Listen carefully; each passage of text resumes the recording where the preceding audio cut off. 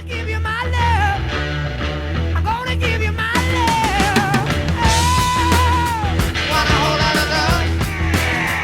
Want a whole lot of love. Want a whole lot of love. Want a whole lot of love. You've been learning, baby, I've been learning. All that good time, baby, baby, I've been the dirt bed. Way down inside, honey, you need a... Alright, Chris here. It's day 4, something like that, about the build. I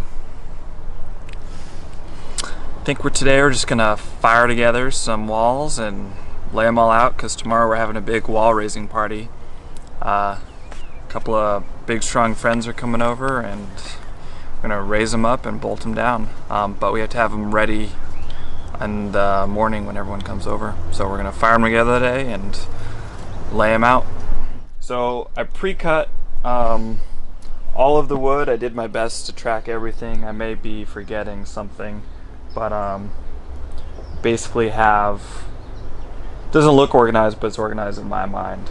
This is the back wall right here, and then here's the big long top and bottom plates for the front and back wall. And then that's the rest of the front wall right there. And then this is the remaining side wall, just a big old header to go across it. So we took those pre-cut pieces, placed the ones needed to build the back wall onto the trailer, set everything up, and we discovered that the wall pieces are a little bit longer than the section off the trailer from the wheel well to the front. But we had enough room to set everything up and nail everything together still while it was sticking over the edge. We had a door, put in a header for both windows, and a top piece, so we had enough to create a full frame with some sections connecting in the middle. So the next thing we did is we set out a bunch of cinder blocks because we couldn't build the wall on the trailer. The trailer is just too small at the width between the wheel wells, and we built this side section so we could do the whole wall building off the trailer.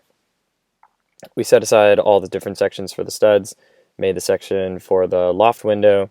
We measured out where the wheel well sections are, and then went ahead and put all the studs and the cripples in the proper spots.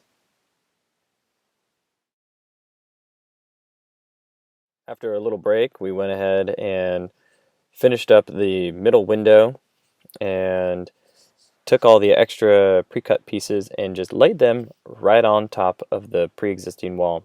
It made it a much faster process because we knew exactly where all the pieces belonged based off of the size and location.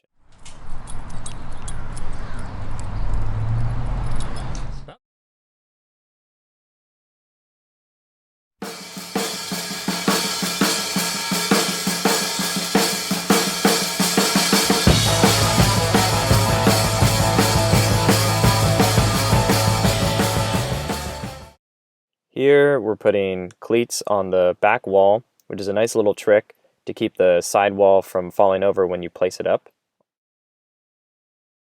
After that, we marked out where the wheel wells are, cut the top wheel well, and then later we went ahead and cut the bottom ones. This time we had a local tiny home inspector. Oh, he didn't seem to like that cut very much.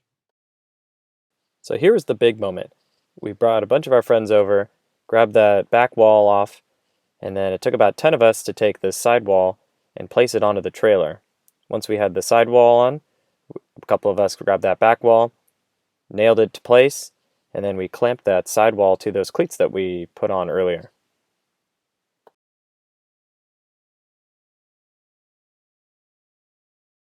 After setting those 2 walls up, we went ahead and finished up the 3rd wall. We put a header board above the door, then went ahead and cut the wheel wells. Once we did that, sat around, chit-chatted about what we're going to do next, set everything up, then went ahead, gathered everyone, picked up the final wall, placed it next to the back wall, and nailed it into place. We had to do a bit of alignment on both sides to make sure it fit just right onto the trailer, but once we did that, everything was good.